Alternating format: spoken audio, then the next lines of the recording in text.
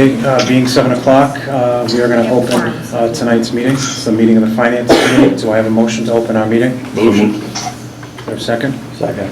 All in favor? Aye.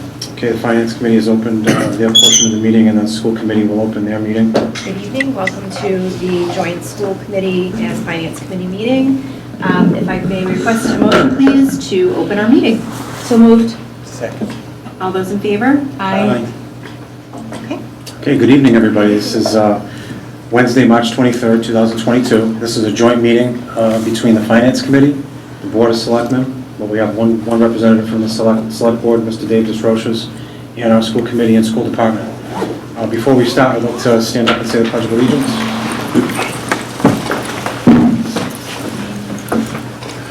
I pledge allegiance to the flag of the United States of America and to the republic for which it stands, one nation, under God, indivisible, with liberty and justice for all.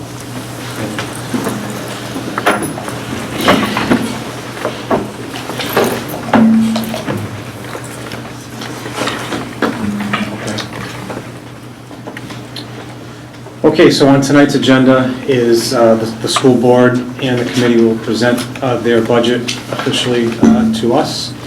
And we have some business to take up after, so once your presentation is concluded, you can stay if you'd like, or if you have to leave, that's fine too. Okay? So the floor is yours. All right, I'll get started then.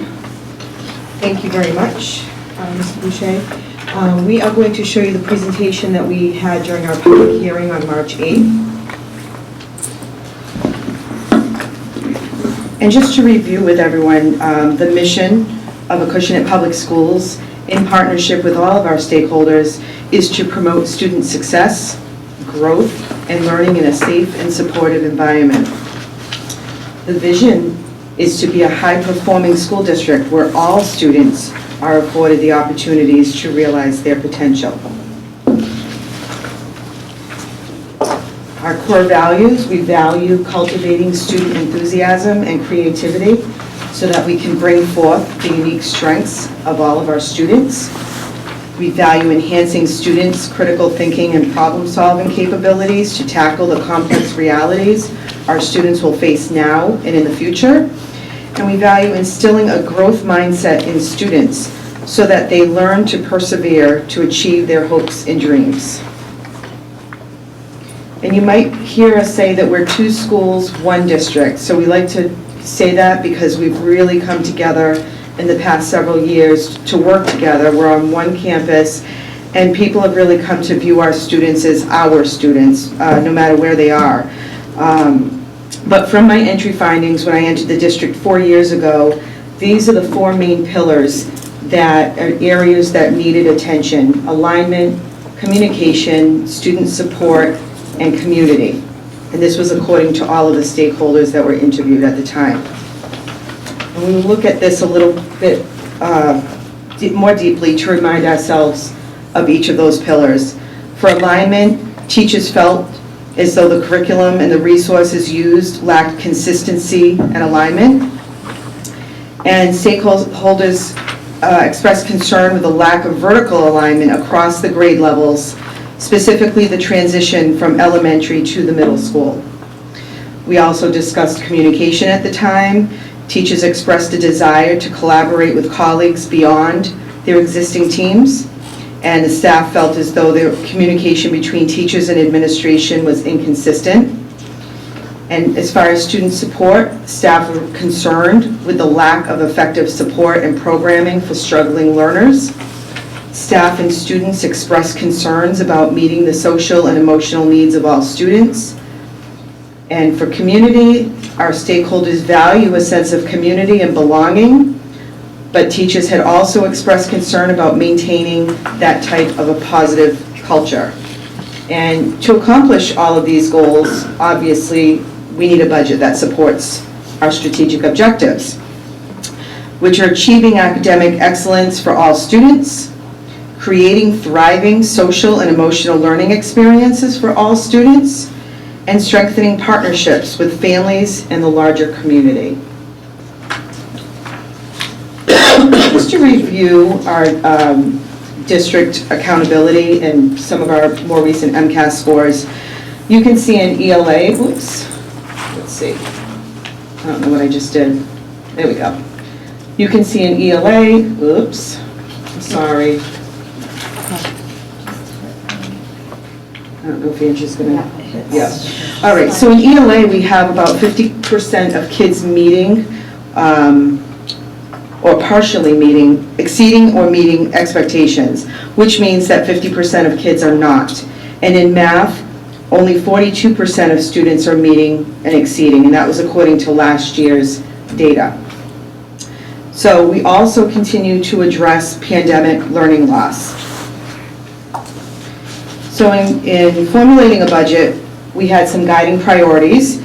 We continue to want an updated, highly rated, rigorous curriculum, enhance our curriculum, instruction, and assessment, maintain and enhance technology infrastructure and equipment. Prior to the pandemic, we only had a couple of grade levels that were one-to-one with computers, and now it's the entire district. So we want to make sure that we can maintain what we have. We want to address pandemic learning loss, strengthen social and emotional learning, provide impactful professional development, maintain reasonable class sizes, and just to go back to the one, strengthen response to intervention and supporting all learners. And this is, again, as a result of all the stakeholders' input and the district needs, we've continued with these same guiding priorities the last few years, because we know that it takes more than a year to get us where we're going. So just to review the budget process, we started back in December through March of this year. Our administrators got together and formulated budget requests in conjunction with the staff request, so it was a very inclusive process. The leadership team met to discuss the district needs, and then the budget subcommittee met in February and March to review the budget with the leadership team. We basically put whatever we could into grants. Anything that was allowable, we put into grants. Originally, the requests that we got from the administrators and everything that was needed came out to a 5.8% increase. I want to thank Jen Downing and Sarah Gomes, as well as Kristen Flynn, who worked tirelessly for hours to make cuts to get us to a more manageable percentage at this point. So this is what we're looking at, a $15 million budget, $15,809,858, which is a $460,377 increase over last year's budget, and that's a 3% increase. What this budget does, it maintains level services, it continues to address pandemic learning loss, it supports new curriculum, which has been desperately needed, as well as 2 new full-time positions. So with the new curriculum, we cannot do that every year. We have to do this in multiple years and in phases, so we're continuing with that, and this budget addresses that as well. And again, just to point out, the original requests were as high as 5.8% increase, which was more than $800,000. We got it down to $460,000 plus.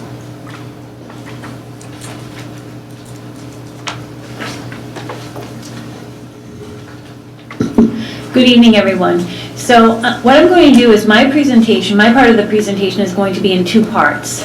So the first part is going to be walking you through what comprises the FY23 budget, all of the components. The second part is going to focus on what's changed from last year to this year, what makes up that $460,000 increase that Dr. Bailey talked about. And then we'll do a quick summary at the end. So we're going to get started. So as Dr. Bailey said, our FY23 preliminary budget is $15,809,858. Now we break that up into the 6 components that I'll give you in more detail. Salaries, which is our largest component, tuition, which includes our high school and out-of-district tuition, school choice, student services, which the bulk of that is transportation, instruction, facilities, and district leadership. So those are the components of our budget, and that's how we're going to continue to discuss it. Okay, so as I mentioned, salaries is the largest component of our budget. This year, it's $9,521,389. So our total staff is 152.8 FTE.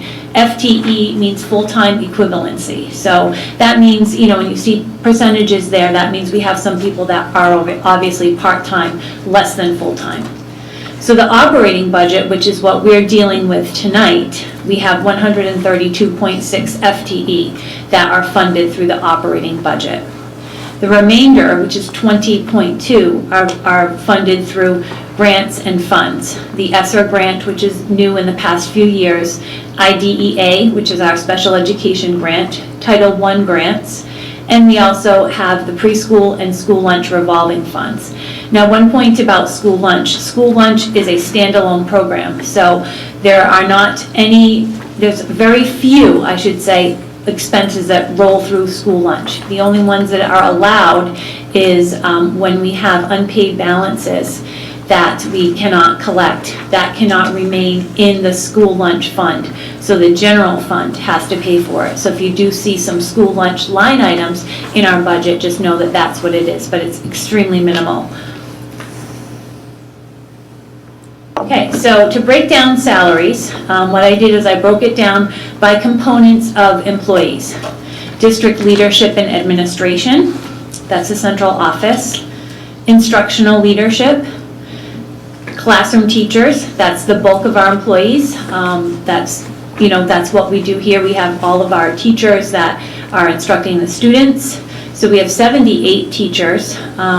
A few of them, 2.5, come out of the Title I grant and the preschool revolving fund. So the bulk of them obviously are coming from the local budget. Therapists, that would be speech therapists, occupational therapists is another category. Substitute teachers, this includes the building-based subs that come in every day, and also the per diem subs that get called in on an as-needed basis. We also have paraprofessionals that work alongside the teachers with the kids. 6 of them are paid by the IDEA grant and the preschool revolving fund. The remaining 15 are in the local budget.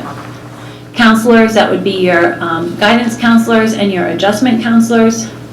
School psychologist, we have a part-time attendance and residency person. Medical and health, that's our school nurses. Food service, we have 9 food service employees, and again, like I said, those are funded solely by the school lunch revolving, so that's why you see a 0 on the right-hand side there.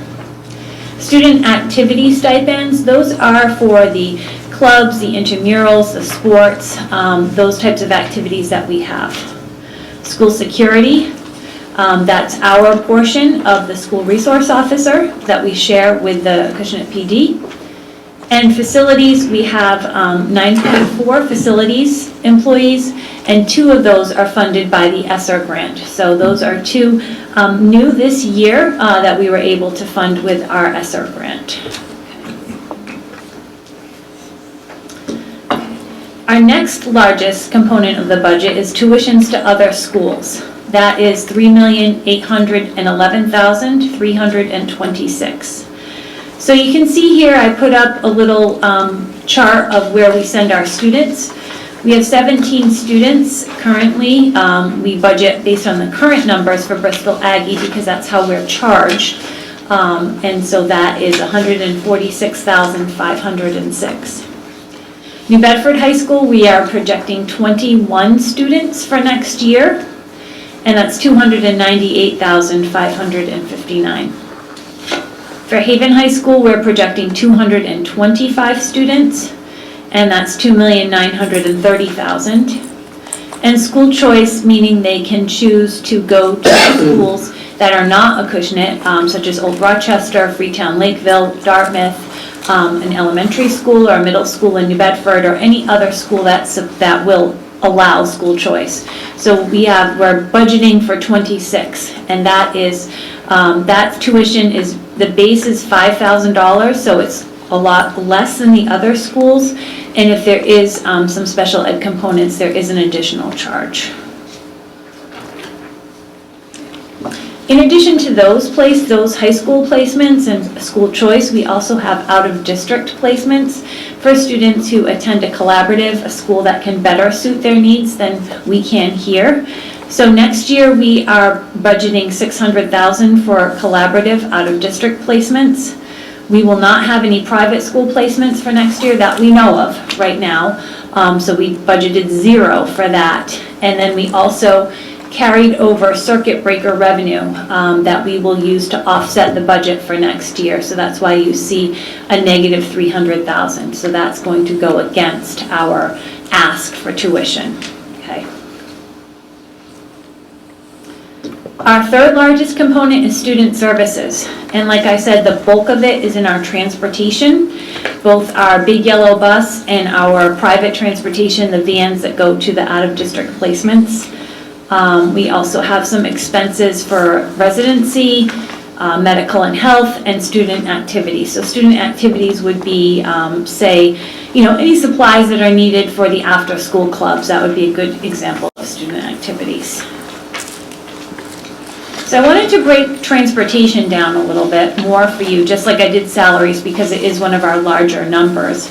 So next year, our big yellow bus, we are budgeting, and this is based on the contract that we have with Amaral Bus, that will be year 2 of a 3-year contract, just under $720,000, and that's for a fleet of 11 buses, a late bus, and a spare, in case we need to call in a spare if there's a breakdown. So that's a regular day.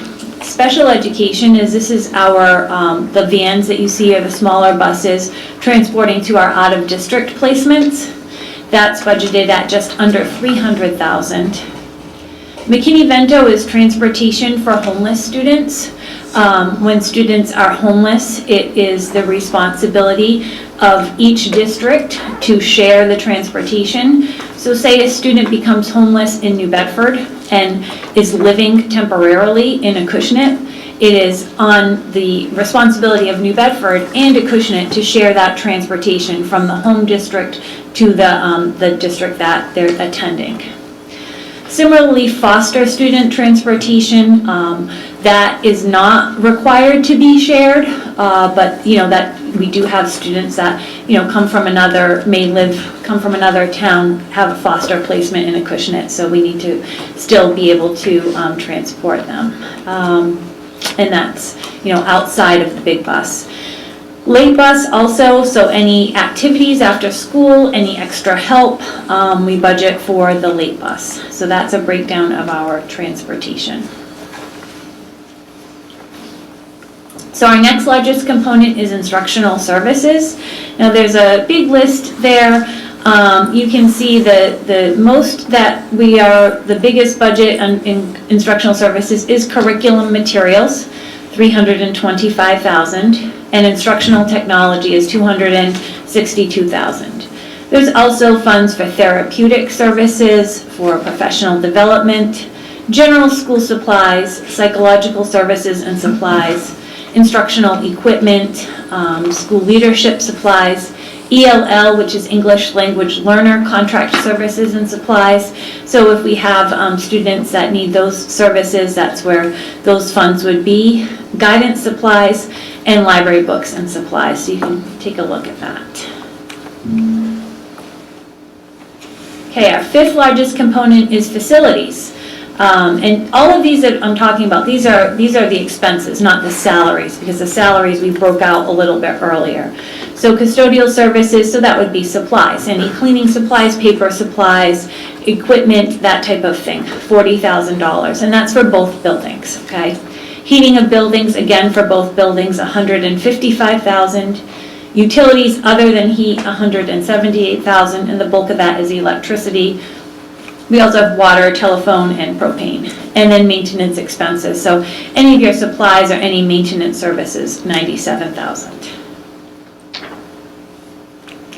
And then the smallest component of our budget is our district administration, our central office, school committee expenses, so dues to belong to the MASC, any conferences, legal services for our attorney, superintendent office expenses, and that's conferences, office supplies, dues and subscriptions, things like that. Also business office expenses, same type of expenses.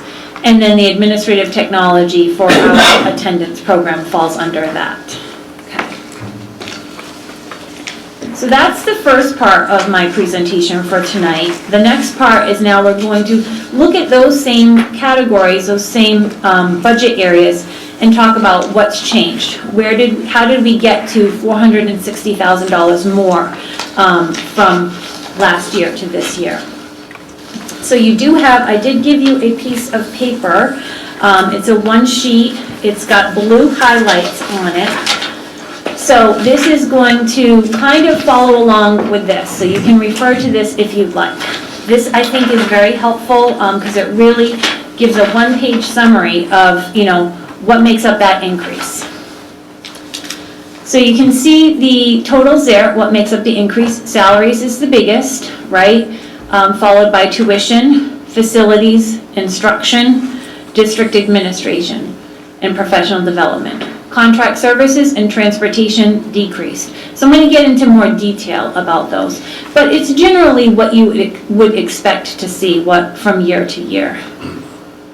So increase in salaries is $336,285. So a big bulk of it, right?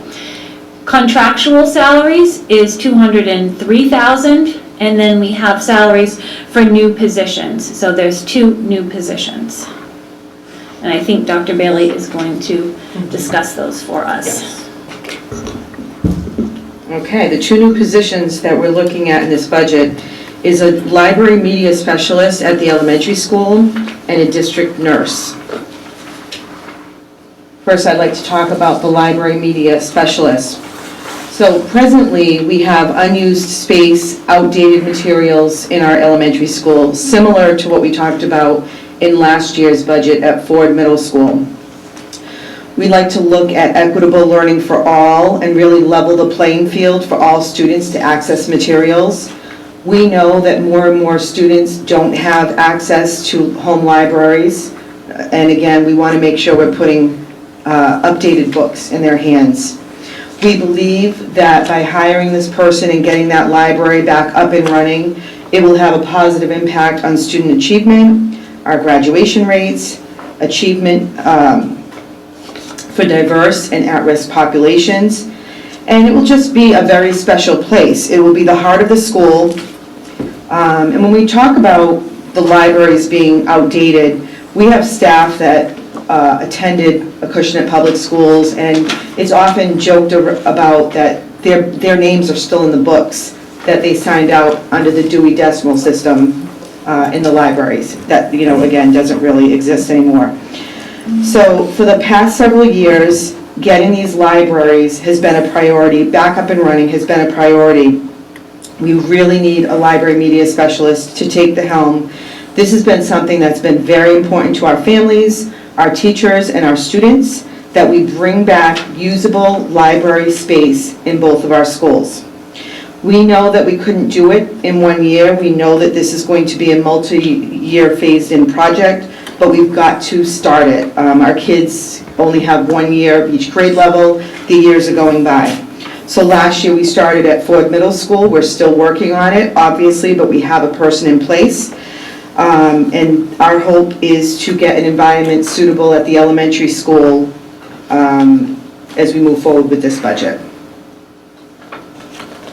So the vision. We believe that the library media specialist will connect with teachers to enhance units of study, will provide teachers with additional support with tech materials, warm, welcoming, updated environment for students to pursue the love of reading, as well as the content interests they have. We also want it to be a place where we can connect with Acushnet Public Library to serve younger population of students and get our preschool students in earlier to get them familiar with our school. We'd like to do some partnership with the library. We see students doing project-based learning in our library. And it really becomes a school hub with the goal to enhance literacy, among all grade levels. And it's also a place to address sense of belonging, those social emotional learning needs.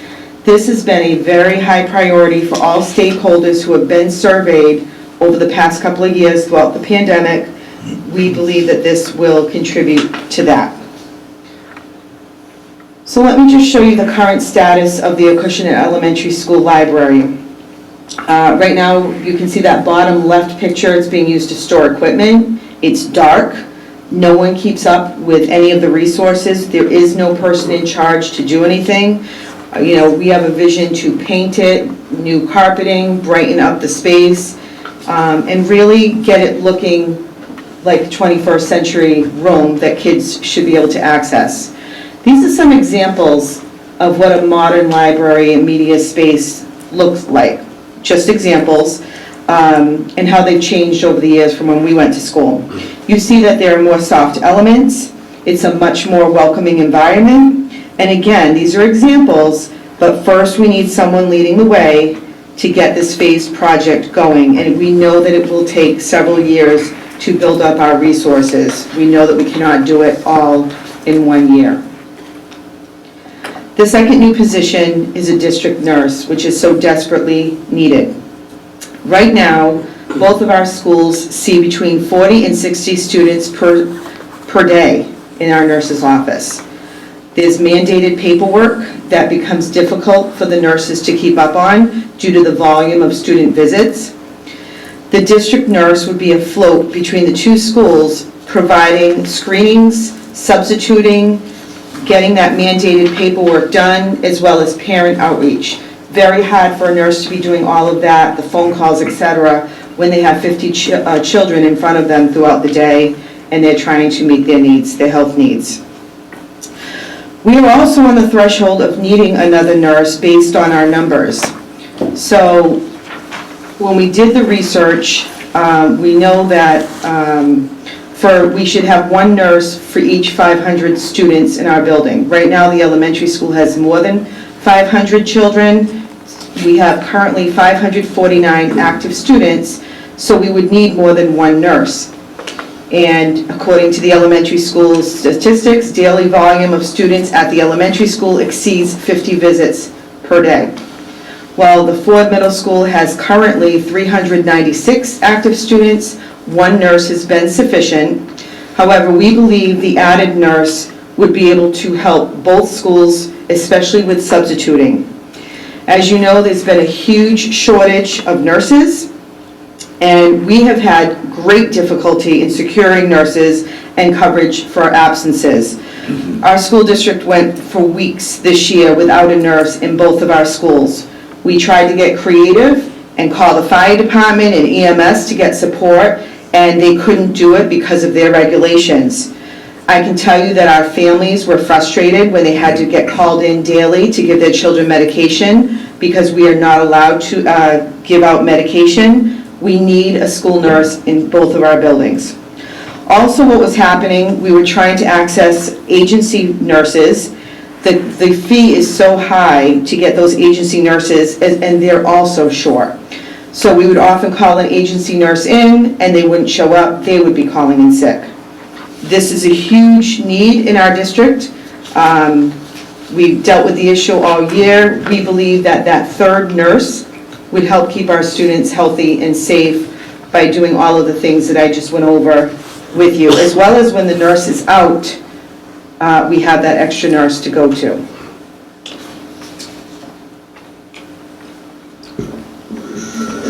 Okay, so we talked about the first change in our budget, which is salaries, which is the new positions that Dr. Bailey just talked about and our contracted salaries for our current staff. The next increase that we have is in instruction.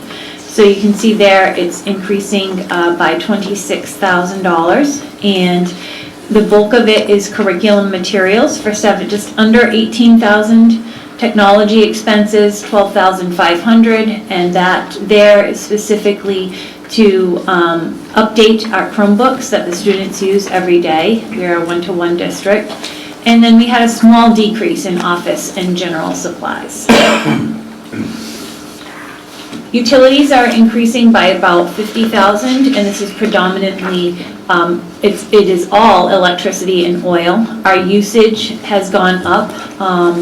As we were fortunate through the pandemic, we were able to use some pandemic funds to address our HVAC systems and make sure that all of our components to those systems, the motors, the belts, the fans, the controls were all working better than they had been. So as a result, everything is running more and costing more in power. We also have more usage of oil. It's been a cold winter. We've also had to keep the windows open to get some fresh air throughout the pandemic. So we saw some increases in that. So that's, we do have, it's in oil and electricity. Our next increase is tuition. You heard me talk about high school tuition and out-of-district tuition.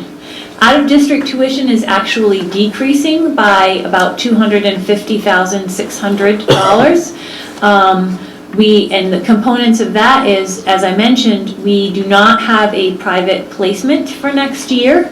For the past few years, we have had one. And so we are losing a approximately $260,000 placement to a private tuition. So that's a big bulk of the decrease. The collaborative tuition is increasing by just under $75,000, but we also have an increase in circuit breaker revenue, which is going to act to decrease our expenses, right? So our circuit breaker that we carried over last year was a little bit less than the circuit breaker we're carrying over for this year into next year's budget. So that's going to decrease our ask for that. Currently, we have no planned use of special ed stabilization, and we do not have any prepaid tuition in this budget at this time. The rest of the tuition adjustments, high school tuition, $459,000, that's an increase. We have more students that we are budgeting for the high schools. We have a net of about 16 students more from this current year to next year that we're budgeting for. Bristol Aggie was an increase with 7 more students, and we also have an assessment from Bristol Aggie for their new buildings. So their tuition used to be quite low, around $2,000 per student, but now for over the next several years we are also getting assessed probably about $5,000 per student, you know, round figures. So that tuition has gone up from a smaller tuition to getting closer to what our New Bedford and Fairhaven High tuitions are. We also had an increase in students at Fairhaven High, just 2 students, and a decrease at New Bedford High, 1 student. And school choice students, we have 8 more students.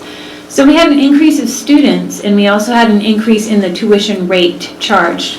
I just talked about Bristol Aggie, both the New Bedford High tuitions and the Fairhaven High School tuitions went up between 13 and 14%.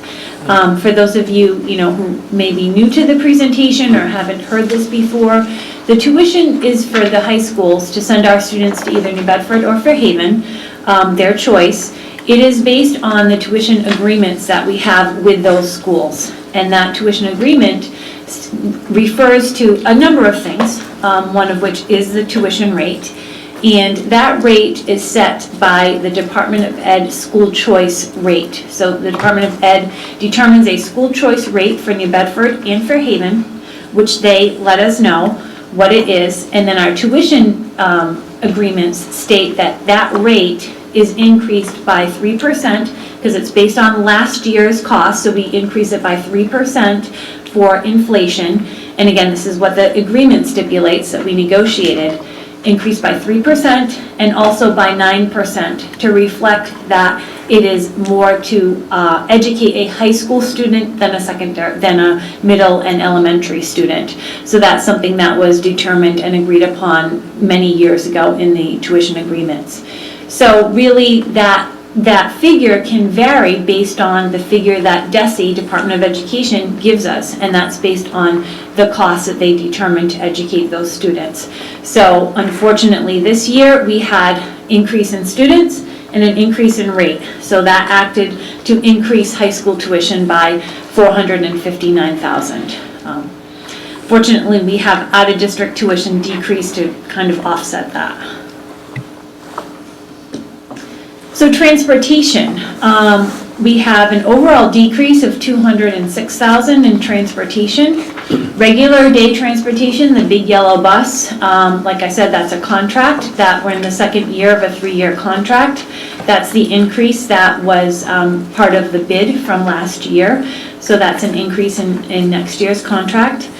We also decreased McKinney-Vento transportation. That varies from year to year, and it's really unpredictable because it's for students who are homeless, so that is unpredictable on its face, right? So in the past several years, we really have not had a lot of McKinney-Vento transportation. So when we were looking at the budget this year, we thought that's an area that, we'll kind of roll the dice, decrease it, based on past experience. So, it remains to be seen what our transportation is for next year, but currently we're not aware that we're going to need those funds, so that's why we decreased it. Also, special education transportation is decreasing as well. So we saw that this year we do have a surplus in that fund, so we took a look again at our students for next year, and we were able to decrease it considerably. So that offsets, an overall transportation decrease of $206,000. So that's going to offset our other increases. Okay, some other smaller adjustments. Contract services went down by just under 1,000. Contract services could be anything from, if we contract out for speech therapy services, if we contract out for some technology services, say if we need to contract the electrician or, anything like that, any contracted service. Professional development went up slightly, and school committee expenses went up slightly, and I can tell you that that is all in advertising. It's based on, I took a look at what our actuals have been, and we advertise, we have an account with School Spring where we advertise our positions, but we also know that we need to have some funds to advertise in the local newspaper. For example, when we had our public hearing a few weeks ago, by law, we have to advertise in a print, a local newspaper. And then there's a few other hearings we have that we have to advertise in. And then sometimes we find it a little bit more helpful to advertise certain jobs like our support services, custodians, and CAF workers that might not necessarily be looking on School Spring. Certainly teachers, paras, they're used to looking on School Spring, but some of our other positions they may or may not. So we try to, seek those positions through the print ads. Okay, so that's the end of the second part where you saw where all of our increases, decreases come from for that $460,000. So just to wrap it up, again, our budget request for next year is $15,809,858. So I broke that out into 5 cost centers. Central office, so that would be the superintendent's business office, school committee, legal services, that's just about $515,000. The elementary school budget, everything that's in the elementary school, from the salaries of the staff to the instructional materials to the facilities expenses for the elementary school, is $4,032,000. Middle school is $3,495,000. Special education, that's our salaries of our special education teachers, professionals, paras. Also the special education tuition, any therapists, and special education transportation, $3,107,000. And our district-wide budget is $4,600,000 and just about $60,000. And in there, that's where we have our high school tuitions, our regular ed transportation, the big yellow bus, the medical and health services, the technology budget, and our security student SRO. So that's what makes up that. So overall, again, $15,809,858. So we're scheduled based on the governor's budget that was published, I would say at the end of January. We are scheduled to receive $6,433,462 in Chapter 70 aid, and that's state aid to schools. And that's the minimum per pupil $30 increase. So Our increase from last year's Chapter 70 to this year's Chapter 70 is $35,760. And again, where Acushnet falls in the calculation, we just received the minimum $30 per pupil increase. So to look at it another way, our total budget, the dollar increase is $460,000, which is about a 3% increase. Chapter 70 aid is going to apply to about 41% of that request, leaving a town contribution of 59%, okay? And just to, go back to that increase, the majority of the increases of that $460,000 are fixed costs. Tuitions, our bus and transportation agreements, those are costs that we have no control over. And as Mrs. Flynn pointed out, we have more students, the tuition rates have gone up, so that's what accounts for the majority of that increase.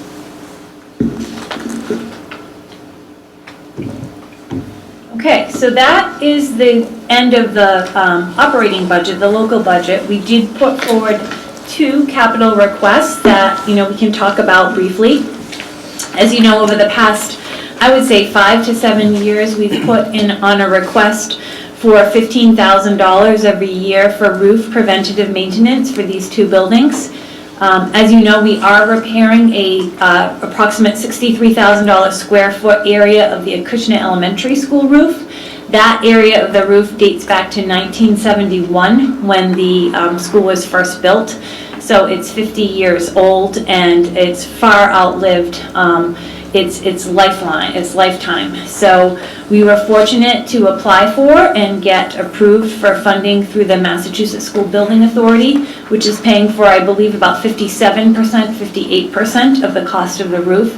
So you'll see those repairs. We went out to bid. You'll see that replacement, all that work starting hopefully as soon as school ends in June. So we hope to have that new roof section repaired, replaced by the time school starts in September and August. But we do have a lot of other square footage of this whole roof here at Ford Middle School and also a portion of the elementary school.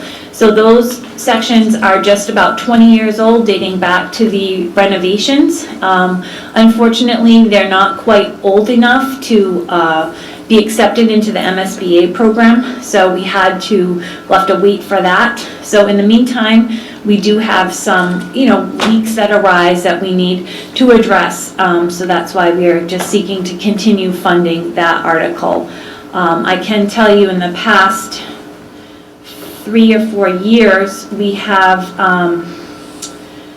used about, from FY20, FY21, and FY22, we've spent roughly $54,000 from the roof articles that the town has funded, and we've also used some of our own operating budget funds as well. So that is something that we do need to look at every year.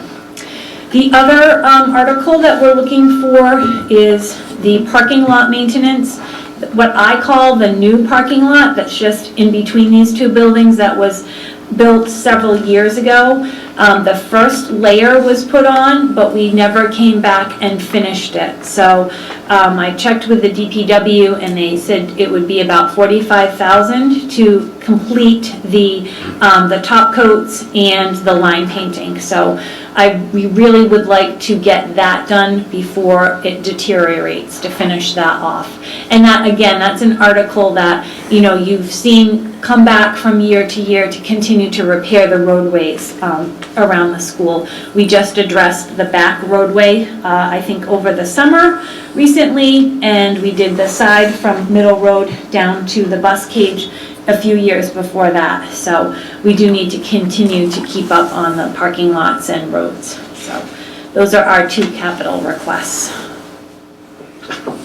And that's all we have for you tonight. Does anyone have any questions? We'll certainly take them now. Well, so first of all, thank you for your presentation. Do any of our members have any questions? I just have a quick question. Dr. Bailey, on the library media specialist position, just curious, what would you consider to be the qualifications of the ideal candidate for that? Is that a master's level, like a public library in library science, or? Last year, when we hired someone, I believe we hired someone at mid-range step. It wasn't at the very top, but it's also one of those positions that I don't think we'll find someone. Usually these people have experience. Right, is that job, is that position hold the same requirements as the public library? I have no idea. I have no idea what the public librarian, Well, I think they have to have a qualifications. master's level in library science, that's why I was just wondering. I don't know the breakdown, what would you say would be the salary? Because you had it at 133,000 for that's both a combination for for both. the nurse, Right. and do you have that broken down individually or roughly? Again, we looked at an LPN for the nurse because our two schools each have an RN. Yeah. So we know that the LPN could work under the RN.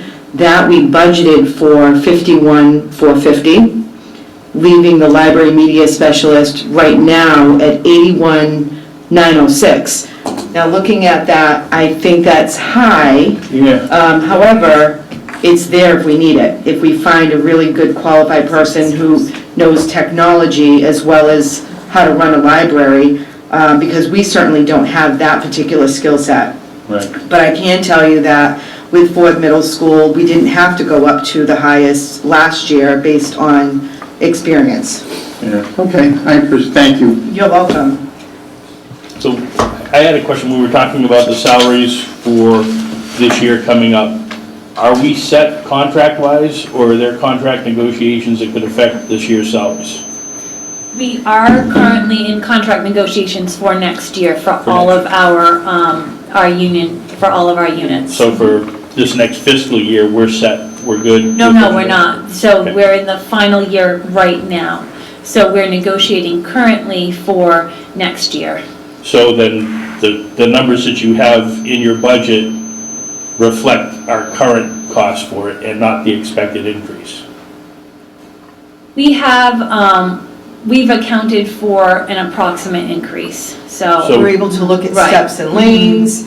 We know where people are at and where they're going to be moving. We can Okay, do so- estimates, but What was your estimate in terms of an increase on salaries that you factored in? we can't answer that. We have no idea. We're in negotiations right now. But you factored in a number, so what percentage did you use to get to your number?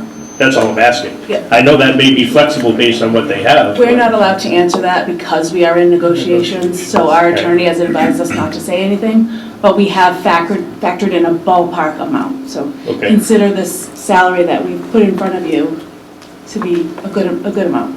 Okay. Mr. Town Administrator, I had a question for you, and sorry. Well, just If you- to go forward on that, Yeah, it's an unfair labor practice no problem. for them to comment or for the town to comment when negotiations are pending. Understood. From our past conversations, am I correct in that when we look at the expenses for the schools, one expense that isn't in here are the benefit packages for the school employees? Correct. So when we're looking at the budget here, not only does that reflect, it doesn't reflect the huge increase we have this next fiscal year for benefits, health insurance and all that, but it also doesn't reflect the benefits that are going to be required for the new employees. Why it may not be broken down on your budgets, it's something that's going to get added into the town budget, and that could be a huge expense as well. It's going to be an expense. Yeah. It's a joint, the insurances should be considered a joint account where the schools make up about 62% of the health insurance costs. So I don't get me wrong, I saw your budget. I don't think it's being unreasonable personally that's in there. But when I'm looking at what we have for the town overall, without the benefits side of it factored in at all, the school makes up roughly about 46% of our total revenue. That's just with your budget here alone, expected for the next fiscal year, about 45.8%. If we start factoring in the benefits out of it, it's a huge portion of the overall operating budget out of the entire town. And that's my only concern when I look at each little thing here. It's not that I think you're being unreasonable, it's just, if we give everybody what everybody wants, then it has to come from someplace, because right now, I don't believe we're sitting in a balanced position. So. And I just want to remind you that this budget reflects, we did a lot of cutting. What people wanted, that was a reflection of a 5.8% increase, which was over $800,000. And we were able, and again, we took our chances. It was risky in certain places. We might have to access the Special Ed Stabilization Fund, that's why it's there. But if we have kids that move in and require an out-of-district placement and we don't have that budgeted, we may have to access that. But we feel as though what we have in this budget, it's what the district truly needs. I mean, talking about the nurse, when you have a child having a seizure and we're calling an ambulance and that we're not medical personnel, we have a child break a bone, and again, no nurses, that's unacceptable. And I will say, the shortage is everywhere. It's not just the schools. The hospitals face a shortage with nursing. We have hired 2 nurses. We have a 3rd for this year. We'd like to get that 3rd into our budget. I never want to be in that situation that we were in this past year without a school nurse. And we ran these buildings for several weeks without a school nurse in both of our buildings. Very risky, very dangerous. We should not be doing that, but we had no choice. Dr. Bailey, can you help us understand why we had no nurses? I guess that's the part I don't understand. There's a shortage. Which I get, but we had staffed 2 nurses, and those 2 nurses were out sick, quit? Yep, both. Okay. Yep. So. And we also don't pay nurses the way maybe hospitals and other, because there's such a shortage now with COVID, nurses can go anywhere. So even these agency nurses, they were having problems. We used to contact the agency when we needed a sub, and we would have a nurse come in from the agency. That didn't happen a lot. Yeah, which I understand. Are we trying to solve for a problem that happened in a pandemic world, where once we're out of that pandemic? I guess that's the question, right? Because I've never heard, sitting here for 12 years, that we had a shortage, that we had weeks upon weeks where nurses weren't around. I understand people quit, and I understand people get sick. Yeah. Okay? But hiring in a 3rd nurse, what is this 3rd nurse going to do on a full-time basis? Is a part-time basis an option? Like, I can't help but wonder if we're trying to solve for something that unfortunately was a result of the pandemic, okay? And whether, and I get that it's more costly to hit the per diem nurses or hit the agencies, but isn't that still going to be cheaper than hiring a 3rd nurse? No, we costed it out, and it's much more expensive to go with an agency nurse. I can tell you that. But even for like the times where a nurse wouldn't be available, I guess that's the only time I'm talking about, right? And the other thing is, they're not reliable. So when you try to get nursing ahead of time to cover, our weekly acceleration programs, when we know that a nurse is going to be out for an illness or whatever, time off, and then they don't show up, we can't find a nurse. This is going to solve that issue, but I can tell you that the amount of children we see in these nurses' office, it's not COVID related. We have a lot of kids that go to the nurse. I'm talking about the shortage of nurses. I'm not talking about why the kids are going to see the nurse. I'm talking about why we have a shortage of nurses, okay? Right. So I guess that's a bit of my struggle. Is that piece. And what is that nurse going to do when we're fully staffed? And it sounds like we are fully staffed at this point. We've got the 2 nurses. We can't keep up with the mandated paperwork. We've had to work with DESE on some of the shortcomings of our nursing programs because we've been without nurses, full, consistent nurses every day. We can't get our screenings done, our vision and hearing screenings. We cannot keep up. And then when the nurses are out, we don't have subs. So to me, the health and safety comes before anything else in our school district. We need that 3rd nurse. And I can tell you, after running this district this year without nurses, and I thank our principals and our teachers that have pitched in all year, but they're not medical personnel. So if something happens, I don't want the district to be at risk without a nurse.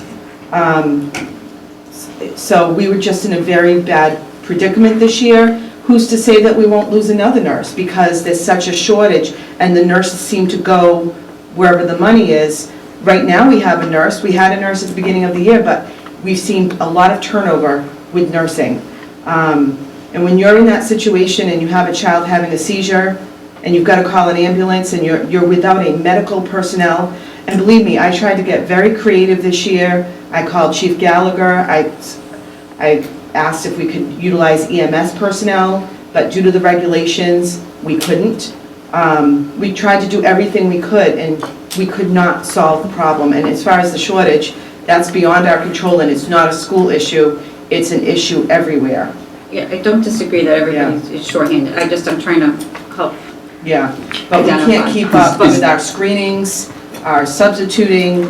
We feel it's necessary, and the LPN salary is also less than an RN. We think it's well worth the money, so much so that our committee here spent hours on end making necessary cuts of things that our people needed and needed for our children this year because we needed this position. Is that nursing position a contracted position? Yeah. The nurses that we have? It's an employee. Yes. It's an employee. As an employee, Yes, they're contracted, when you hire them, are they here for 3 years? Are they in a 3-year contract, or can they come and go as they? No, the first 3 years, they're what's called a non-professional teacher status or educator status, but that's how it works. So it's year. I'm just kind of wondering, when you say they can come and go, Right, I'm so just. they are like a teacher. We hire them and they're in the teacher's unit of the collective bargaining agreement, okay? So a teacher we could hire for, for this year, and then next year they could get a job in another district, maybe the district that they lived in, or, go to another district. So they can, for lack of a better word, come and go as they please. Right. But they are an employee, under the teacher's contract. We also have children that get medication administration every day. We've had to call parents in quite a bit. Parents are frustrated. Imagine, parents are trying to work every day. They send their child to school, and we're making the parents come in because we have no other choice. And I'm telling you, this went on for like 2 months without a school nurse. I just never want to be in that situation again. It was difficult, and I really thank and applaud our principals especially and our teachers for going above and beyond during that time. Dr. Bailey, I have a question. Earlier you said that they see about 40 to 60 visits per day. Is that for each school or total? Each school. That's each school. Now, are those like pandemic numbers, or is that even before? It's before. We made sure that it wasn't just COVID related. Sometimes it's little things like, you have a 5-year-old in the office with wet socks, or they need a change of clothes. Minor, but still needs that attention at the nurse's office. And then you have kids that are at the nurse's office because they're very ill. And we're trying to get a hold of someone at home to pick them up and treat them. We have kids having accidents. I mean, all kinds of things. I've been in the nurse's office this year helping out, and it is a busy place. I can tell you that firsthand. I've been there myself. I've been in serious situations this year, and that's why we are so passionate about including this position in our budget this year. Are they doing their documentation through a medical software program? I'm assuming they are. Yes. And again, all that is mandated, and it's very hard to keep up on when you're seeing that number of kids throughout the day. A lot of our nurses will take the work home, but when you don't have nurses, things start to fall behind. So we're working on getting it straightened out, but we don't, and when we look at the numbers of nurses, we know that one full-time equivalent licensed school nurse for each building that's public and non-public should have one school nurse with a population of 250 students to 500. And as I said earlier, our elementary school is at 549. So we're already above that at the elementary school. And our screenings haven't been getting done. the way they need to get done. So this is a must for us, absolutely. Thank you. Mhm. Do you guys use separate agencies for the nurses, or are you using just one? Do you have No, contract with we've one? tried several agencies this year. Do they have to document every, like you said, wet socks, do they have to document that? There's notes that go into the child's Okay, file, those- yeah. That's, okay. And the parent phone calls that go with each. I mean, think about it, if you're a parent, you want to hear from the school nurse. If your child visits the nurse and they have a headache or they bump their head in gym, there's all kinds of things that happen. Kids crash into each other outside at recess. So all of those things, the nurse is involved. We've had staff situations where medical emergencies with adults. And granted, the nurse is here for the students, but obviously if we have an adult in distress, the nurse will help out. And we've had that this year as well. So every interaction is documented, no matter what it is? Yes. Mhm. How can we justify paying a nurse so little and a library technician so much? Where the It's nurses just are the so... rate of, well, it's an LPN. It's a licensed practical nurse, not a registered nurse, But and that's she's, what's budgeted. what you're saying, she's so very important to have. I mean, I just don't see how we can justify paying a library technician so much more when the library person in Acushnet is paying a lot less and doing a lot more. Well, there's two different jobs. You know, those are two separate jobs. One runs the whole library and everything, the whole thing, and one just has to, you know, run the But school. this person will see kids all day long coming through the library, and, you know, it's based on their experience, their credentials. And, you know, we have a lot of positions in the school district that are considered critical shortage positions that are very hard to find. This would be one, math, science, special ed. Those are all positions that are hard to find. So when we budget for those positions, we tend to budget on the higher side, just in case. It doesn't mean that we go to that number. We have to see what's in front of us and who comes through the door. But obviously, we want quality people in front of our kids. We have regular school teachers that don't get that kind of money, and they Yes, they have do. children all day long. It's the same salary range as the teachers. It's the same exact salary range. The market dictates Right. what we're gonna have to pay somebody, right? Same thing with a nurse. Right, LPN, that's what the going rate is. That's what the going rate is We are, right now. we are at market. But I do agree with you. I don't think, you know, in the real life, right, in the real world, should a firefighter or a police officer make less money because they're putting their lives on the line than, you know, somebody who's not doing that? I get what you're saying, but we have to go with what the market is paying. But the school could go without a library technician, but they can't go without a nurse. We want, We've gone without a library person Not- for years. You're not supposed And we to. made all kinds of cuts because that is an important position for our students, our teachers, and our families. I realize that. When you're looking at a library that's not used and you've got the Dewey Decimal System, like, that's a disservice to our children in Acushnet. Our children deserve better. Our children deserve 21st century skills, just like other districts are getting.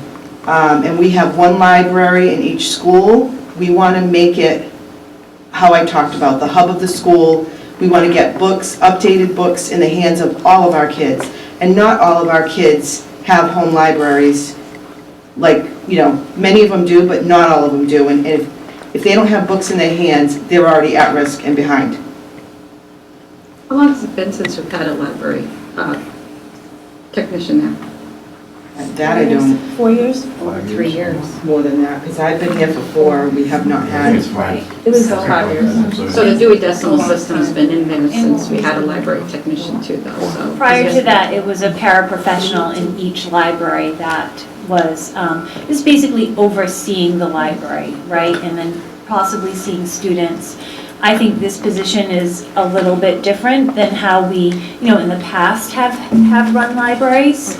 So a lot of it, part of it is library media specialist. So it's some of those skills. I mean, certainly Dr. Bailey can expand on that, but it's more than just checking out, you know, Is there- not to diminish checking out books, That's but right. it's more than that. Is there any way to work with the town library to see if there's anybody, if there's some sort of overlap or something that can do, like, work in collaboration with the town library and the staff there? No, there's too many kids. There really is, there's over 500 kids in the school. I'm saying, like, do they have people there that might be? You could hire? Yeah, or kind of share staff, or collaborate in any way with the town. We need a sole person. We can't share like part-time with over 500 children. I mean, We it's have just, kids coming through every day. right, and so I understand what you're saying, like a partnership. Yeah. But if somebody from the town library wants to move over and apply for this position, I mean, they're absolutely able to do that, you know, at the salary range that we have provided. If this, you know. I don't know if it's even enough, I'm just wondering. Yeah, that's a if great there's idea. I mean- Something for working with, you know, people that already are town employees, and even if it's like on a rotating basis, 2 or 3 of the library, you know, personnel who are part-time, if they want to come and I don't know, I don't even know if they have the skill set, but I throw it out there as an option to try and figure out if we can work some, you know, if there's a way to be collaborative with the other town. We appreciate that, and I think that, you know, we're looking for a full-time position. Understood. Yeah, our library media specialist would be a certified teacher, Okay. for one. And it's much more than checking out books. So I just have a question. To avoid any confusion like we had last year. I look at this and I see, to just make sure that we're all speaking the same language. This budget includes an extra $133,000 for new positions. So if you take that out of the $460,000, we need $325,000 to provide level services to the students. Is that a fair statement to make? Or I want to avoid any misunderstanding. Yes. Is that a correct way to read this statement? The majority of that $400,000 is coming from fixed costs out of our control, tuition, transportation, Well, transportation's same level down. services. So transportation is down, because that was going to be my other question, Dr. Bailey, right? Because you said it's coming from that, but I guess it all depends on how you allocate the drop in transportation. Yeah. Which are you offsetting it with? So, because it depends on how you look at it, right, based on that statement. A $460,000 increase, you can say the majority of that is coming from salaries. But that's because, for me to make that statement, I have to say the drop in student transportation is offsetting the increase in tuition, right? So I think that statement is a little confusing. So the increases are more than Yes. 460,000, Yes, right? yes. But the overall Yes. is offset by those decreases. Exactly. And to get back to your original question about Yeah. fixed costs, looking at this, you know, the only thing that I can see that I would say would be an increase that's not a fixed cost would be that $26,000 increase in instructional supplies. However, I will qualify that by saying, even though that's not a fixed cost, those increases are coming from curriculum materials that we still need. Right. We did a big I push considered last that year. fixed cost. So And when I- that is, yeah. you know, so When that I is did my to purchase comparison, more. Okay. that I had that in the fixed cost Okay. area. But I just want to make sure that Yes. we're all on the same page. So Yes. to say, okay, because last year when I applied the same methodology, I was told I was taking services away from the kids, and when I applied that same methodology, that was not an accurate statement. So I just want to make sure that I'm understanding, that I'm reading this correctly. Because when I applied the same methodology. If I'm understanding you correctly, we would have to go up and increase in the budget in order to go with inflation, right? Yeah, based on the schedule, right? Based on the Yes. schedule, I completely understand. You've got to pay your contract services, Yes. you've got to pay your salary increases, you got to do all of that, Yes. right? Transportation went down, tuition went up, Yep. right? I get all of that. And so Okay. the only thing new in this list Yes. are the 2 new teachers. That would Yes. be, so if we're looking at level services, you take out those 2 new teachers, and I still get an increase, right? Right. Yeah. We're in total agreement. Correct. When I applied the same methodology to last year's schedule, okay? I guess I'm not following you from last year. Because I just want to make sure, because clearly I didn't understand last year I'm just looking at last year, and I just want to make sure the way I understand it is correct, because when I applied the same methodology, I still didn't have that we were taking away services, we were providing level services. So That's all. here's the thing, I think is the difference between last year and this year. Last year, we said we needed these Yes. services, A through Z, this is Yes. what we needed. This year, we're coming to you again with A to Z, Yeah. including those 2 new positions. So we will feel that if it's reduced by any way from this 3%, in the view of the school committee, that you will be taking away services from our students because we need these Okay. positions. Then that's a different interpretation of what level services versus, understood, okay. We have to come up with a different way of saying that, because we're not taking away Yeah. anything if we don't provide the 2 new people. We're just not providing services you think are deserved. However way Right. you'd like to say it, but I feel that the school needs to be a priority in this town. That's my- I think the school is a priority in this town, and I said earlier, I don't think what you're asking for is unreasonable. Okay.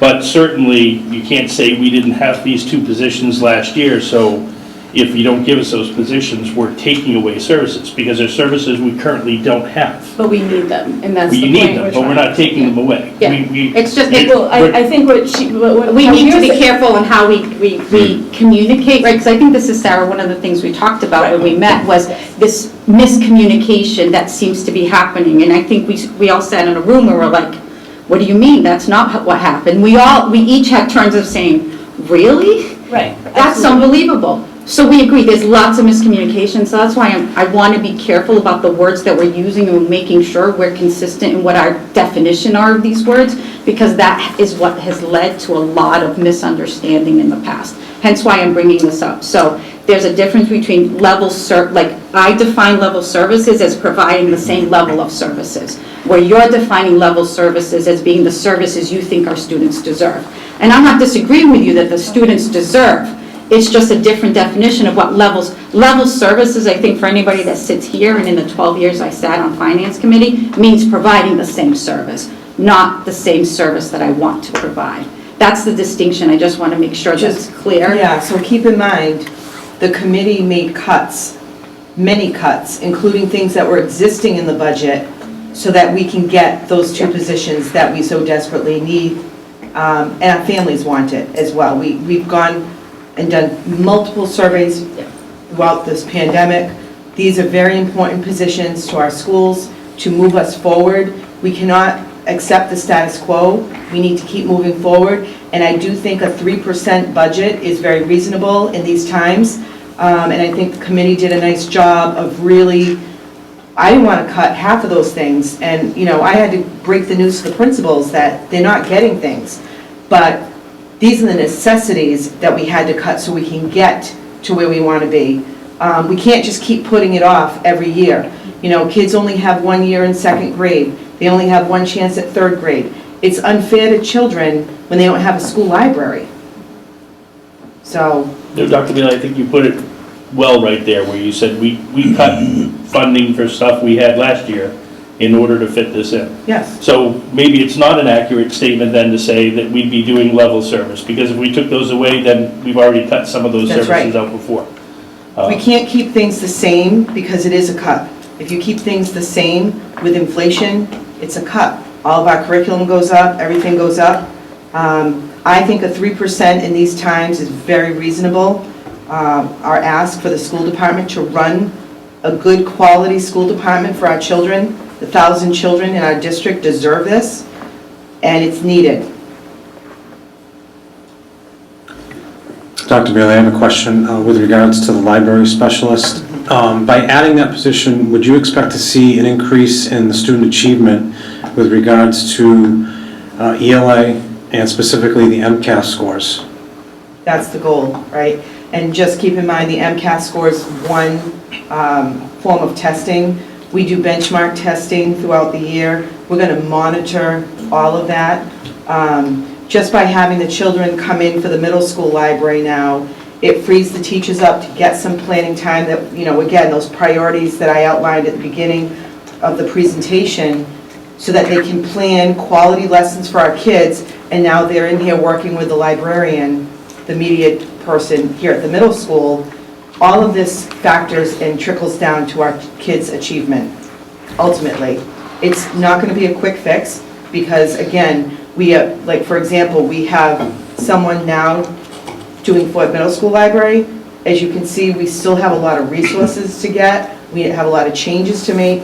This is a multi-year phased project, and it will be that way at the elementary school as well. But we believe having a person in charge to get that going is what is needed. We have to have somebody leading us with that. I'm not a fan of the MCAS testing, to be honest with you, and I wish Massachusetts would get rid of it. Yeah. Because I don't think it's a true reflection of how good a student really does in school. But unfortunately, it's here and we have to deal with it. That's right.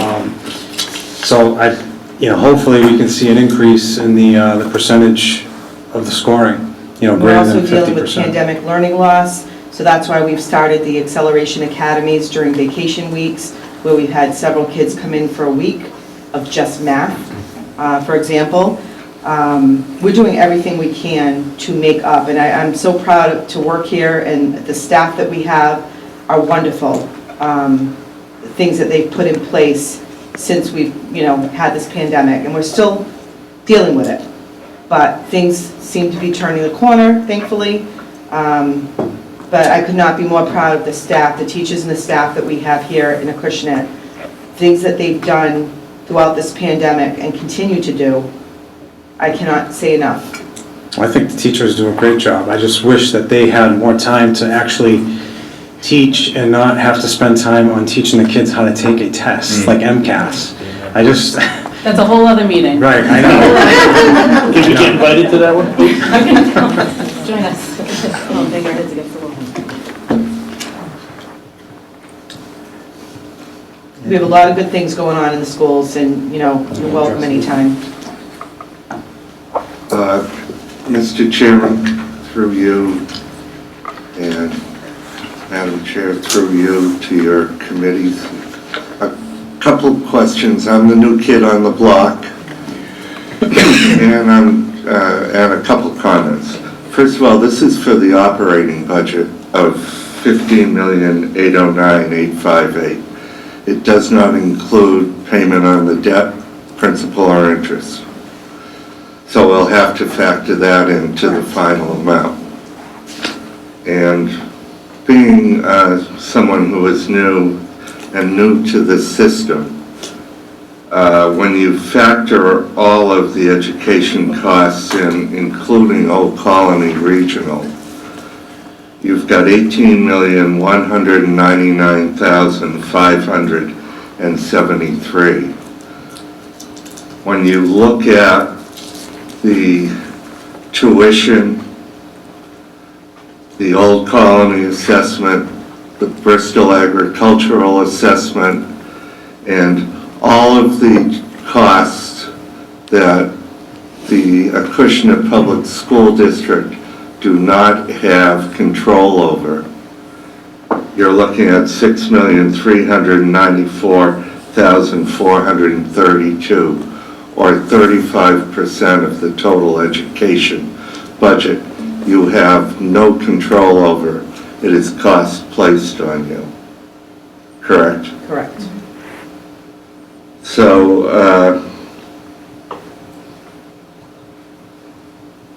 it's up to the committee to make their recommendations, but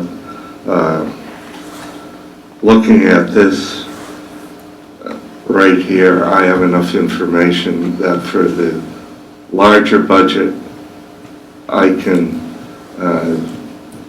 with your recommendation, balance the budget. Sounds good.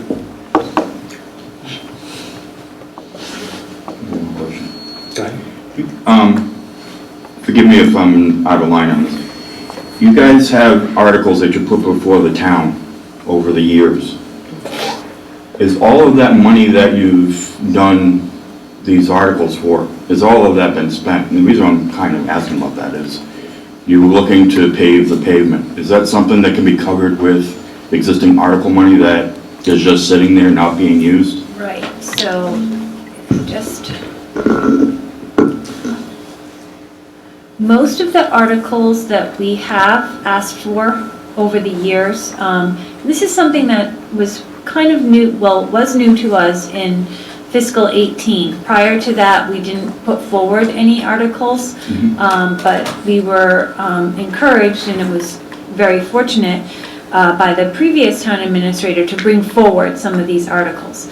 And these buildings are getting older, right? At first, we had the luxury of having new buildings, so the buildings were getting older. So some of the costs that we were having, you know, weren't things that could be addressed within the operating budget. Or maybe they could if we had some savings elsewhere. But that certainly, as the buildings and grounds get older, wasn't a good way to manage. So that's when we started with some of the capital articles. So we had a few over the years that we haven't spent it in full, but I did have, you know, a conversation with both the town administrator and the town accountant in several, maybe over last year, a few that could be closed out and returned to the town that I knew we were not going to fully expend. For example, we had an article for a roof condenser at the elementary school in May 2019. So we had asked for $30,000 based on what we thought at the time it would cost to replace that roof condenser that for our kitchen equipment. So when we went out for a bid or for quote for it, it came in at about $19,000. So that left, what, $11,000. So that was very specific to the elementary school, to that condenser. So that money was left unspent and it's not available to us anymore. So to answer that question. Another example of one that we currently have open is we asked for in 2019 funds to upgrade our fire and burglar alarms, and we've been able to update the burglar alarms, but we are still outstanding is upgrading the fire alarm system. Okay, so we're keeping that open so that we have access to those funds when the time comes to do that. So that's just kind of an example. You know, we had some money in technology upgrade, so we've got just under $3,000 left in that account. But that's available should we need to, you know, replace some of our Chromebooks or some other technology equipment. Just a quick question on the article to upgrade the fire and the burglar alarms. It was 3 years old, but we're waiting to upgrade the fire alarms? So- At some point, the cost of that is going to be a lot more than what the Correct. article came up. So why are we waiting to do something So allocated? we had this prior to COVID, and the hope was to do, to address both. The burglar alarm came in a lot less than what we thought it was going to, so we have some, you know, some funds left over from that. We had started to try to get specs together to upgrade the fire alarm system. So we haven't been able to do that because we have been having a hard time with plans. When these buildings were built, we were not left with a lot of plans.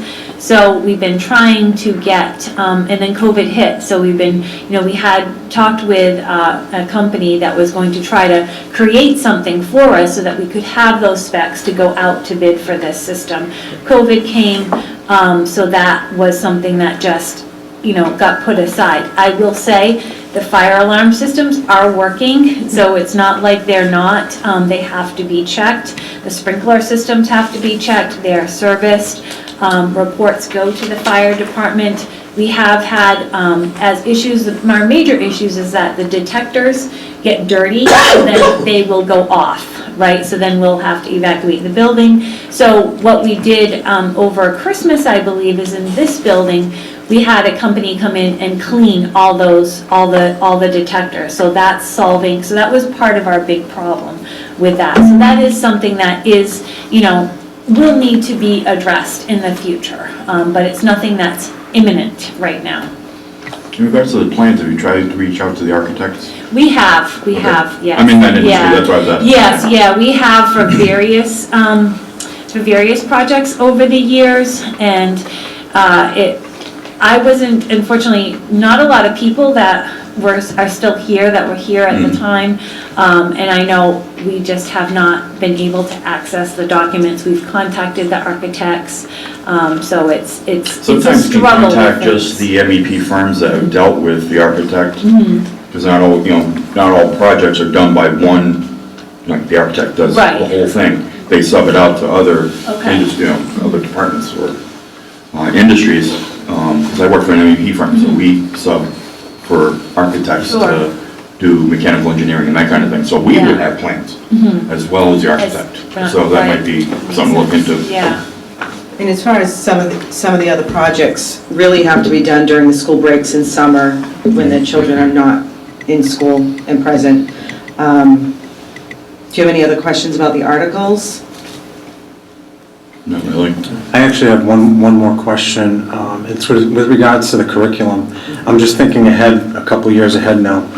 I know you had to upgrade the curriculum, and right now it's, like FY '22, it was 307, 311. For FY '23, it's 325 and change. Do you anticipate that level of spending for the next several years in the 300 range? I would say probably. All of the curriculum, the new curriculum has digital platforms that come with it. So the children are on their one-to-one Chromebooks. But the idea is it's recommended to do an adoption every 4 years or so, 3 to 4 years, a new adoption. And Acushnet has not had an adoption cycle of new curriculum in years. So 4 years ago when I started, the new curriculum was not even really in the local budget. We were actually going to the town to ask for articles for curriculum, and that kind of got us through for the first couple of years, but we could not rely on the town to vote on articles for the curriculum that was desperately needed every year. It's something that should be in the local budget. It is now in our local budget, and we're working very closely with our director of curriculum to make sure that we are not doing everything in 1 year. For example, we try to pace, we can't do it in 1 year. The teachers couldn't handle it, the students, as far as the training of a new curriculum, learning it. So we have a cycle, and I don't know if you have that you can put up. Can you put that chart up? So basically, it's, you know, Yeah, we have a science, chart. social studies, English, math, science, so it just keeps going. Can you put it up? That's how much it costs, is to renew each of these Oh, things. is that it? To answer your question, no, I don't see it coming down anymore, because by the time, let's say the math goes through, it's gonna be time to renew it again, 4 years from now. And is it a lot of this tied in with, because of technology? They're all tied It's to technology everything. now. Oh, It's not like it's just a a book whole anymore. But we have a chart that shows. We do, the math. and the computer just died, I believe, but we need highly rated curriculum, green rated curriculum by the Department of Education. We did not have any of it in any content area. So we have a whole chart that I'd love to show you that's a timeline that shows, what we're going to do this year, next year, and so on, so that it's more spread out. And it makes sense that we can get on an adoption cycle. It looks like we started with the elementary school, right? Because it looks like it was language arts current year, and it looks like it's social studies next year. It's at both schools, though. We have social studies coming in next year for the middle school, I believe. Yeah. Can you get that up? Yeah, because it looks like even that social studies is going up 35,000. So that's implementing a new curriculum at the middle school. Absolutely, we have nothing right now in social studies. Okay. Nothing. No, it just didn't seem like the $35,000 bump was enough for a new curriculum. Yeah. Given that. It's a little different than ELA and math. Those are the high-priced curriculum usually. And then we focus next on science and then social studies. But we are doing multiple projects. I'm actually going to ask Ms. Regeri. Is this the chart? Yes. Yeah. Yes. You showed when you presented. Oh, really? I thought it was really clear. So Mrs. Boucher, you I don't know if you can see. can you see that? Go ahead, Angie. But the idea is, like, we don't get textbooks like we used to, right? Like a textbook that could be put back on the shelf every year and hold on to those. I wish you did.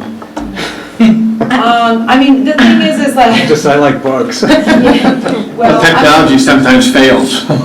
Yes. I mean, we do actually, for most of these programs, we do get a student students do get books and they're consumables, meaning they use them and Yeah, then, the you know, we get a workbooks. new shipment during the summer for the upcoming school year.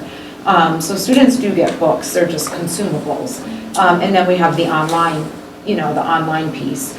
And so what we're trying to do is get on a cycle where we're adopting a different subject area, say it turns out to be almost every year. By the time you've cycled through all of the subject areas, you're back to the one that you started with. And then you have to consider, do we keep it? Is it still relevant and good and working and all of that? Or, you know, is it time for an upgrade? Or a change, I should say, or do we renew? So that's kind of the idea. So that expense is probably just never really gonna go away. Right. This is one of the first things that I had asked for, just so we could see what the curriculum was going to look like, because when I started with the budget committee, subcommittee, 6 years ago, this wasn't even in existence. No curriculum was. I'm like, when are we going to buy books? What's going on? And so that was, again, that became one of the articles. But again, just like Dr. Bailey said, like, we can't rely on that. It needs to be, I mean, how can books not be in a budget, you know, in a school? It's like the police cars, right? They need to be part of the Yeah. budget. Right, I don't absolutely. disagree with that. It's the meat and potatoes of what we do every day. Absolutely. I just want to know who approved the new math version for the curriculum, because I got a bone to pick with you. It wasn't us. I can tell you, my daughter wants the workbook. The computer is just not user-friendly. She likes her workbooks instead. Yeah, we see it both ways. Some children really thrive on the digital and other kids prefer the hard copy. Well, when you have to know exactly how to do how to do a fraction on a computer, and you think it looks right to me, but apparently it's wrong on the computer, and that's the part that gets frustrating. I got a silly question in regards to technology. Are you guys at all teaching like Office and Windows? Not Excel. Google, right, exactly. Excel. So, I mean, that's what's in the workforce, not Chrome, not Google stuff. I mean, that's been a concern of mine. It's like, I think it all depends on what industry you're in, because I'm in the IT industry and we hire people that have Office experience, not, Yeah, in the mortgage world, we're all Google now. Everybody's, Yeah, yeah. so I guess it depends on what. And I Yeah. think school district, that was Pivot tables, Microsoft. that's what we do. Yeah. I use Excel. I think we get it. To the frustration of everyone else, because they'll get Okay, the so you document you know. with an attachment. Yeah, They yeah. won't get a shared document from Right. me, and if they share it, I'll say, please just attach it back, because, you know, for our purposes, the functionality just is not there. But for students, I think it's a more, It's the Mac Yeah. PC argument. right? That's not fair, Again, because I another use meeting. Excel and Office on my Mac, so I got it. Macs alone.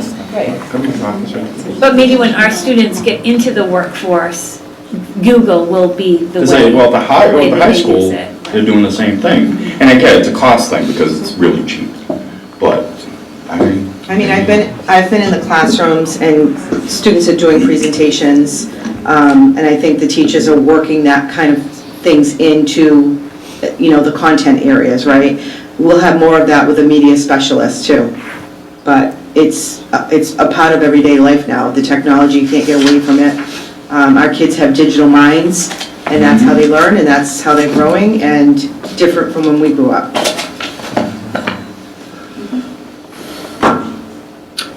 Thank you for your presentation, appreciate it.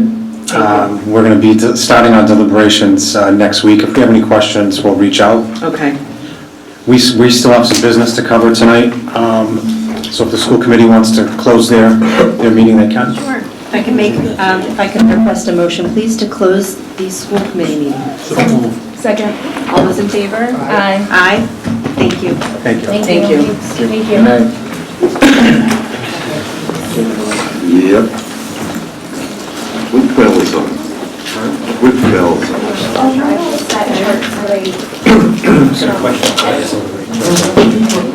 Okay, we're going to get a recess for about, let's say 10 minutes then. Okay, do I have a motion to reopen our finance committee meeting? Motion. Second. All in favor? Aye. Okay, we're back in business here. All right, so next on the agenda tonight, we have two reserve fund transfers to take votes on. The first one is from the EMA. It's in the amount of $800, and it's going to be transferred to equipment and repair. This is the golf course? EMA.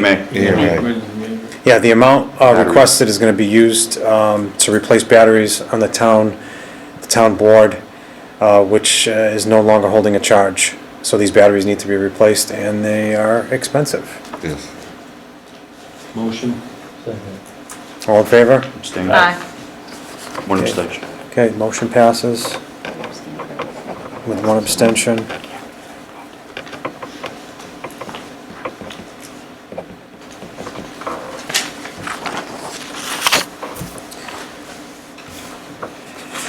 All right, the next one is from Fire Department. And the amount requested is for $4,889. And this is gonna be transferred to the assessment center. So the amount requested, it's gonna be used to offset the Fire Department Assessment Center. The expenditure is due to some unforeseen reasons. Now, what I was told is that the money that's in there, that they already have in their balance of $4,000 is already earmarked for something else. So this $4,800 is above and beyond that. Motion. So, I got a question on, when the chief came in and presented the budget, and maybe I'm incorrect in my memory for it, but didn't we move the assessment center budget down to zero because it was no longer needed for the chief evaluations? For next year. Next year. Okay. Yep. Second on the motion. All right, so we have a motion and a second. All in favor? Aye. Aye. The assessment center is going on today and I believe tomorrow. You want to take these, Mr. Kelly? But I did remember it, right? It's just we're talking next year. Yep. Okay. My wife says I don't pay attention, but I thought I did. Next on the agenda are some minutes that we have to vote on from our February 9th, 2022 meeting. In attendance was myself, Pete Benoit, Eric Chu, Sue Delgado, Robert Ferrera, and Eric McGlynn. Motion to accept. Second. All in favor? Aye. Aye. Okay, the minutes are approved. Next on the agenda is any old business that anyone would like to bring up? Okay, seeing there's no old business, under new business, Mr. Kelly, do you want to give us any updates that you may have? We're, as of right now, within $10,000 of balancing the budget. We've done some cuts. Okay, sounds good. Part of it is we cut the compensated balances because we have that article that is creating a stabilization fund in case you have any spike buybacks. And this is going to include But all we the... didn't cut it completely. Okay, and we're going to be able to cover all the articles as well. We're still waiting for free cash certification, but that is part of the reason that for the capital expenses, we might use some of the previous articles in that motion to clean them out and put it as part of the motion for the capital article. Okay. All right, so our next meeting is next Wednesday, March 30th, 2022, and that's when we're going to start our deliberations and hopefully finish them. That's the plan anyway. And the way things look right now, it looks like we're probably going to be able to do that. That'll be at the town hall, right? What was that? That'll be at town hall. Yes, Town Hall. Yep. Does anybody have any questions with regards to next week's meeting? Who, as far as we know, is everybody going to be there? I plan to do that. Okay. Do we want to start it a little earlier next week where it's expecting to be a longer one? Even a half an hour? I don't know what everybody's schedules are like, that's why I'm asking, but I know for me, I've got a little bit of time between I get home and before I have to go, so Earliest I can do would be 6. I'm thinking instead of 7:30, or instead of 7, maybe 6:30. I mean, I could. But I don't that's want to not- mess with yeah, anybody's that's- family time either. No, that's not a problem for me. Just let Kathy know. Yeah, I'd have to let her know so she can Can you post make it Will you be accordingly. there? I can make that too. So 6:30 is, does Yeah. anybody want to go earlier? I can do 6. I don't know if we actually need to. It's kind of tight. I'm just, All right, so why, all right, let's do half hour should give us a little little extra bit of time. yeah, I'd You know, rather start a little earlier and get out Yeah, if we than start at get 6, out later. if we start at 6:30, I would think that we should be able to be done no later than 9 o'clock. Yeah. So- Motion to adjourn? Oh, hold on. Dan, I'm looking. Easy. There was something else I was gonna bring up, and now I can't think of it. I should have been at the new business. What was it? Well, I think Mr. Kelly actually already addressed that, because I wanted to make sure that we had all the updated budgets for next week. So, and so they'll be on the desk waiting for us when we get there. We'll get them, hopefully we'll get them to you prior to. Okay. Okay. You forwarded the article information. Yes. Yeah, earlier today, Nick had sent me an email with all the articles on it. So I don't think does everybody have that? No, Okay. Past articles no. with funding remaining. The question I brought up. Okay. Because we talked about it briefly last Yep. week. So I will email that to everybody. I'm just gonna have to give myself a note, because if I don't do that, I will forget. As Sue's helped me out with that one. Sometimes I need a little help. That's okay. All right. Okay, I'll take care of that after. All right, so seeing there's no other business, do we have a motion to adjourn? To adjourn? Second. All in We favor? should've- We should all.